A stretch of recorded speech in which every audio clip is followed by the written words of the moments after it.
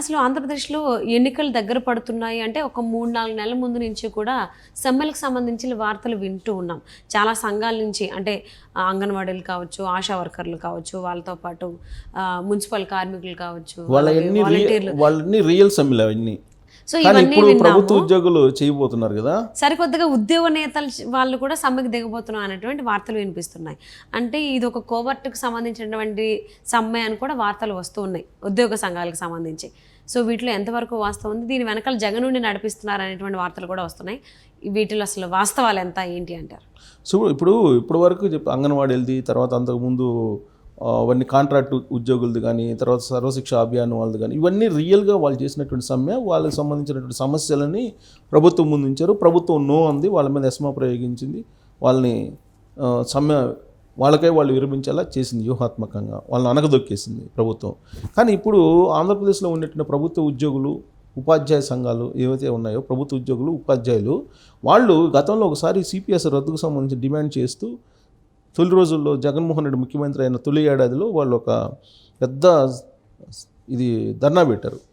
విజయవాడ మొత్తం కంప్లీట్గా కొన్ని లక్షల మందితోటి అది మునిగిపోయి సక్సెస్ అయిపోయింది.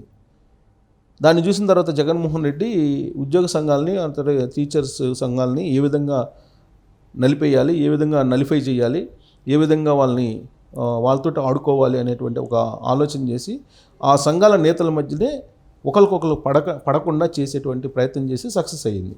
దాంతో సిపిఎస్ రద్దు అనేది అటకెక్కింది. వాస్తవంగా సిపిఎస్ రద్దు చేస్తానని చెప్పి ఆయన హామీ ఇచ్చారు.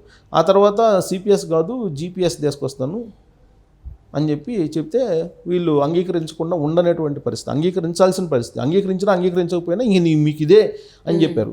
ఆ తర్వాత సమ్మెలు దిగడానికి కానీ, ఆందోళన చేయడానికి కానీ, ధర్నాలు చేయడానికి కానీ ఉద్యోగ సంఘ నేతలు కానీ, ఉద్యోగులు కానీ ధైర్యం చేయలేకపోయారు. దానికి కారణం ఏంటంటే అప్పుడు చేసినటువంటి ధర్నా ఏదైతే ఉందో దానికి సంబంధించి ఎవరు లీడ్ చేశారు అనేది తెలుసుకొని ఆంధ్రప్రదేశ్కి సంబంధించినటువంటి పోలీసులు వాళ్ళ మీద కేసులు పెట్టడం జరిగింది. అంతేకాకుండా ఎవరెవరైతే ఉద్యోగులు ఉన్నారో ఆస్తులు బాగా సంపాదించారు వాళ్ళందరినీ ఐడెంటిఫై చేసి ఏసీబీ రైట్స్ చేయిస్తామని చెప్పి భయపించారనేది ఇంకోటి కూడా ఉద్యోగ సంఘాల్లో వినిపిస్తుంది. సో మొత్తం మీద ఇలా రకరకాలుగా దర్యాప్తు సంస్థలను ప్రయోగించి ఆంధ్రప్రదేశ్లో ఉండేటువంటి ఉద్యోగ సంఘాల నేతల్ని తమ చెప్పు చేతల్లో పెట్టుకున్నారు అనేది ఉద్యోగుల్లోనే నడుస్తున్నటువంటి ఒక చర్చ. ఇలాంటి పరిస్థితుల్లో ఇప్పుడు ఎలక్షన్ ఇంకొక 2 నెలలు షెడ్యూల్ వస్తుంది, ఇంకొక నెల కూడా లేదు షెడ్యూల్ వచ్చేటువంటి టైంలో అసలు ఎందుకు ఇప్పుడు ప్రభుత్వ ఉద్యోగులు సమ్మె అనేటువంటి ధైర్యం చేస్తున్నారు, సమ్మె చేయబోతున్నామని అనేటువంటిది ఇప్పుడు ఆశ్చర్యకరంగా ఉంది. సచివాలయ వర్గాల్లో కూడా ఇదే చర్చ జరుగుతుంది. 13వ తారీఖున సమ్మె నోటీస్ ఇస్తామని చెప్పేసి ప్రభుత్వ ఉద్యోగులకు సంబంధించినటువంటి నేత బండి శ్రీనివాసరావు ఒక స్టేట్మెంట్ ఇవ్వడం జరిగింది నిన్న. సో ఈ ప్రభుత్వ ఉద్యోగుల్లోనే అసలు ఇప్పుడు సమ్మె నోటీస్ ఇవ్వటం ఏంటి, ప్రభుత్వం ఆల్రెడీ ఇంకొక 4 రోజులు షెడ్యూల్ వస్తుంది, ఎలక్షన్ షెడ్యూల్ వస్తుంది, ఆ తర్వాత ఏమవుతుందో తెలియదు, ఇప్పుడు నోటీస్ ఇవ్వటం ఏంటి అనే దాని మీద ఆలోచించారు ఉద్యోగులందరూ. అంటే మిగతా వాళ్ళకన్నా ఉద్యోగులు కొంచెం ఆలోచన ఎక్కువగా ఉంటుంది కదా, టీచర్లకి ఉద్యోగులకి. దాన్ని ఆలోచించినటువంటి క్రమంలో అసలు ఏం జరుగుతుంది దీని వెనక అనేది ఆలోచించినటువంటి క్రమంలో ఇదంతా కూడా జగన్మోహన్ రెడ్డి ప్రభుత్వం చేస్తున్నటువంటి కోర్ట్ ఆపరేషన్ అనేటువంటి అభిప్రాయానికి కొంతమంది రావడం జరిగింది. ఏంటి ఆ కోర్ట్ ఆపరేషను అనంటే, ప్రభుత్వ ఉద్యోగులు వ్యతిరేకంగా ఉన్నారు ఆంధ్రప్రదేశ్ ప్రభుత్వానికి, 190 మంది వ్యతిరేకంగా ఉన్నారనేది సర్వేల యొక్క సారాంశం. అలాగే టీచర్లు 190 మంది వ్యతిరేకంగా ఉన్నారనేది సారాంశం. సో ప్రభుత్వ ఉద్యోగులు ఎవరైతే ఉన్నారో 10 నుంచి 15 లక్షల మంది ఎవరైతే ఉన్నారో వాళ్ళ ఫ్యామిలీస్ కానీ దాదాపు 20 లక్షల మంది ఓటర్స్, ఒక 5 లక్షలు అనుకూలంగా ఉన్న 15 లక్షల మంది వ్యతిరేకంగా ఉన్నారు అనేది ప్రభుత్వానికి బాగా తెలుసు. సర్వేల యొక్క సారాంశం కూడా అదే. సో ఇప్పుడు ఉద్యోగులు తమ వైపు తిప్పుకోవాలి అని అంటే ఏం చేయాలి అనే దాని మీద ప్రభుత్వం ఆలోచించి సమ్మె చేయిస్తుంది, సమ్మె నోటీస్ ఇప్పించి సమ్మె చేయించి అప్పుడు మళ్ళీ చర్చలకు పిలిచిన తర్వాత కొన్ని హామీలు ఇవ్వాలని ఆల్రెడీ ఇప్పటికే ప్రభుత్వం నిర్ణయించుకుంది కొన్ని ఇవ్వాలని. ఏమేమి ఇవ్వాలని, ఐఆర్ ఇవ్వాలని నిర్ణయించుకుంది. తర్వాత పెన్షన్లకు సంబంధించి ఆ కాంట్రిబ్యూటరీ పెన్షన్ ఏదో ఉంది అది ఇవ్వాలని నిర్ణయించుకుంది. ఇట్లా 1-2 అంశాలు, ఒక డిఏ ఇవ్వాలనేది ఏదో ఒకటి నిర్ణయం తీసుకుంది. ఆల్రెడీ క్యాబినెట్లో పెట్టాలి అని చెప్పి అనుకున్నారు, మొన్న జరిగినటువంటి క్యాబినెట్లో పెట్టాలనుకున్నారు. కానీ ఈ అంశాలు ప్రకటిస్తే కనుక వాళ్ళు ఇప్పుడు భయపడిపోయి ప్రకటించారని చెప్పి అనుకుంటారని వీళ్ళ చేతనే సమ్మె చేయించి ఆ సమ్మె స్టార్ట్ అయిన తర్వాత చర్చలకి పిలిపించి వీటిని అనౌన్స్ చేస్తే కనుక పాజిటివ్ వస్తుంది ఉద్యోగుల నుంచి అనేటువంటి ఒక కోవర్ట్ ఆపరేషన్ జగన్మోహన్ రెడ్డి ప్రభుత్వం చేసింది అనేది ఇప్పుడు సచివాలయ వర్గాల్లో ఉండేటువంటి కీ ఎంప్లాయీస్ ఎవరైతే ఉన్నారో వాళ్ళందరిలో చర్చ జరుగుతుంది. ఓకే. సో దాంట్లో భాగంగా ఈ బండి శ్రీనివాసరావు అనే అతను ముందుకు వచ్చారు. ఈ బండి శ్రీనివాసరావు అనే అతను జగన్మోహన్ రెడ్డికి ఒత్తాసు పలుకుతున్నారు అనేది చాలా కాలంగా సచివాలయ వర్గంలో వినిపిస్తూ ఉంది. సో అంటే జగన్మోహన్ రెడ్డి నుంచి ప్రభుత్వ ఉద్యోగులు అంతా కాకుండా ఈ బండి శ్రీనివాసు, బొప్పరాజు వెంకటేశ్వర్లు వీళ్ళు ప్రభుత్వ ఉద్యోగులకు సంబంధించినటువంటి నేతలుగా చాలామంది అవుతున్నారు. ఇంకొకళ్ళు సూర్యనారాయణ అనే అతను, ఇంకొక అతను, ఇలా వీళ్ళు కీ లీడర్స్, రాష్ట్ర వ్యాప్తంగా ఉన్నటువంటి ప్రభుత్వ ఉద్యోగులు, టీచర్లకు సంబంధించినటువంటి కీ లీడర్స్ వీళ్ళు. సో వీళ్ళు గతంలో జేఏసీగా ఏర్పడి సిపిఎస్ రద్దుకు సంబంధించినటువంటి ధర్నాని, చలో విజయవాడ కార్యక్రమాన్ని సక్సెస్ చేశారు.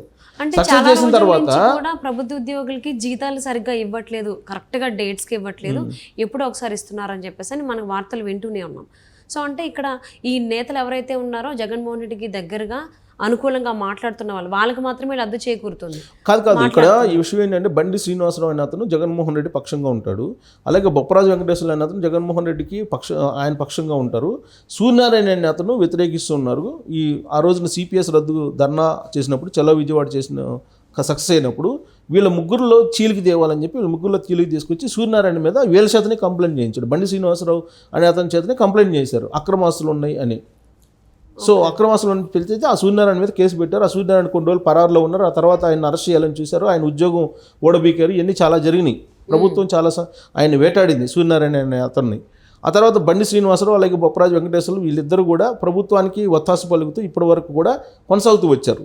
ఇప్పుడు వాళ్ళ ద్వారా ఈ సమ్మె నోటీస్ ఇప్పించి సమ్మెకి తీసుకెళ్ళి ప్రభుత్వ ఉద్యోగుల్ని, టీచర్లని ఆ తర్వాత చర్చలకు పిలిచి ఈ 3 అంశాలని ప్రకటిస్తే కనుక అనుకూలంగా మారుతారు రాష్ట్ర వ్యాప్తంగా ఉన్నటువంటి ప్రభుత్వ ఉద్యోగులు కానీ, టీచర్లు కానీ అనేది ఒక కోవర్ట్ ఆపరేషన్ ప్రారంభించారు ఎవరు, జగన్మోహన్ రెడ్డి అనే టీం అనేది ఇప్పుడు వినిపిస్తూ ఉంది.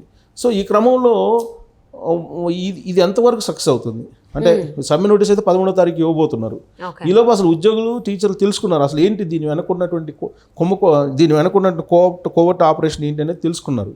అయినప్పటికీ కూడా ఈ 2 వర్గాలుగా ఉన్నారు కాబట్టి ఉద్యోగ సంఘాల నేతలు దాన్ని ఆసరాగా చేసుకుని జగన్మోహన్ రెడ్డి ప్రభుత్వం ఒక ప్రయత్నం అయితే చేస్తుంది. వ్యతిరేకంగా ఉన్నారు కాబట్టి తను అనుకూలంగా మలుచుకోవాలని చెప్పి.